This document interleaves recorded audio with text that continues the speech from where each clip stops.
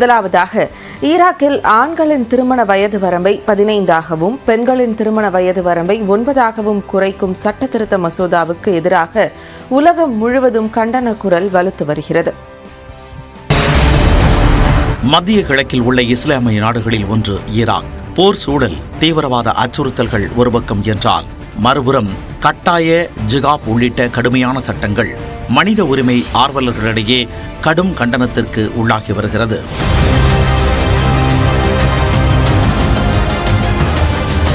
நடிகையாகவோ Instagram பிரபலமாகவோ இருந்தால் படுகொலை, பெண்ணுரிமை பேசினால் சிறையில் அடைப்பு என பெண்களுக்கு எதிரான கொடுமைகளாலும் தலைப்பு செய்திகளில் இடம்பெறுவது வாடிக்கையாகிவிட்டது. ஆனால் இவற்றையெல்லாம் ஓரம் கட்டும் அளவிற்கு ஈராக் நாடாளுமன்றத்தில் முன்மொழியப்பட்டுள்ள சட்ட திருத்தம் பெரும் எதிர்ப்புகளை கிளப்பியுள்ளது.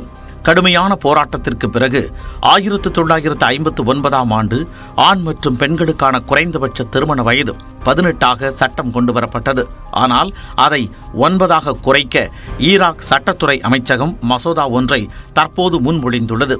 அது மட்டுமன்றி ஆண்களுக்கான திருமண வயதை 15ஆக குறைக்கவும் இந்த சட்டம் வழிவகுக்கும். இது குழந்தை திருமணம் மற்றும் பெண்கள் மீதான சுரண்டலை அதிகரிக்கும் என்றும், பெண்களின் உரிமைகள் மற்றும் பாலின சமத்துவத்திற்காக நடந்த பல தலைமுறை போராட்டத்தை இந்த சட்டம் சீர்குலைக்கும் என்றும் மனித உரிமை அமைப்புகள் எதிர்ப்பு குரல் எழுப்பியுள்ளன.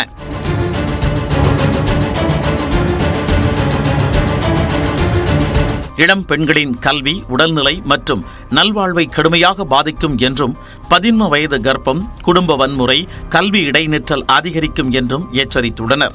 ஏற்கனவே ஈராக்கில் 28% பெண்களுக்கு 18 வயதிற்கு முன்பே திருமணம் நடப்பதாக யுனிசெஃப் அமைப்பு கூறுகிறது.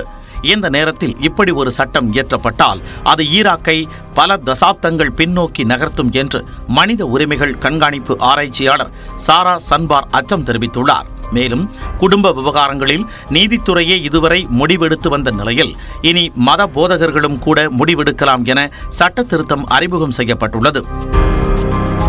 மத போதகர்களுக்கு இதுபோல அதிகாரத்தை கொடுப்பது வாரிசு உரிமை, விவாகரத்து, குழந்தை பாதுகாப்பு விஷயங்களில் பெண்களின் உரிமைகளை மேலும் பறிக்கும் என்ற விமர்சனங்களும் எழுந்துள்ளன.